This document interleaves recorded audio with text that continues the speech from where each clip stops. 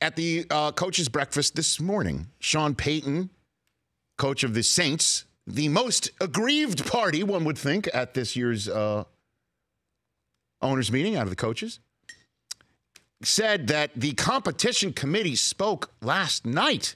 This is how long, again, you've got to do a lot of arm twisting and horse trading and get the competition committee to vote for your proposal coming out of the committee. It's very important, again, that this has the stamp of competition committee approval, that it's going to come out of the competition committee and be forwarded to the membership for voting, that you will be able to challenge non-calls for pass interference, offensive and defensive. Thus, the large hole, the large Achilles heel that the NFC Championship game drove straight through right into the stake of the Saints fandom, this would be closed, even though that happened in the last 2 minutes, meaning, I assume, the booth would be able to buzz down. And that's my concern on this rule. Not the concern that coaches will be able to challenge this. Again, the number of times I hear, well, you can call holding on every play. You could call pass interference on every passing play. True.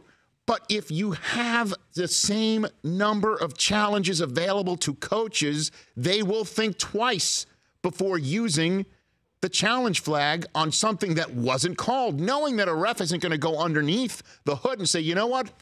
I was wrong. They're not going to be predisposed to do such a thing. Right. You better be correct.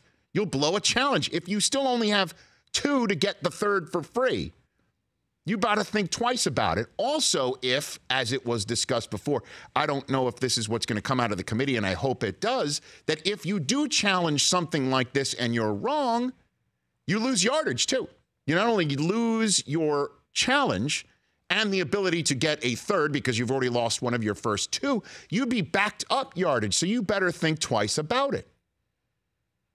And if the booth buzzing down, because you can call on every single play, the language has to be the word egregious or blatant or something, because I don't want the game stopped every single second in the last 2 minutes like we're seeing in the NCAA tournament, or sometimes NBA games where we're reviewing out-of-bounds plays because it's in the last few minutes, as if an out-of-bounds play at the end of the second quarter doesn't mean squat.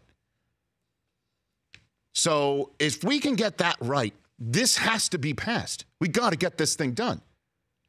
Because in this day and age where we're all seeing it at home in 4K or 5K or whatever K you got, and folks like you two degenerates over there, and I'm just going to lump you in, Del Tufo, I'm in, are gambling hard-earned American dollars legally on this sort of thing. Legally is important to say. Legally. We better get this right. Indeed. What happened in New Orleans can't happen again. And I don't want to relitigate the fact that we can go on and on and on and on about how the Saints had every opportunity to rectify the situation, and that the Rams got hosed on an on-face mask call earlier on that led to them settling for 3 instead of scoring 7, which led to the fact that the Saints only tied the game to send it in overtime, in which the Saints got the ball first. We can go on and on and on. The Rich Eisen Show, weekdays at noon Eastern on Audience.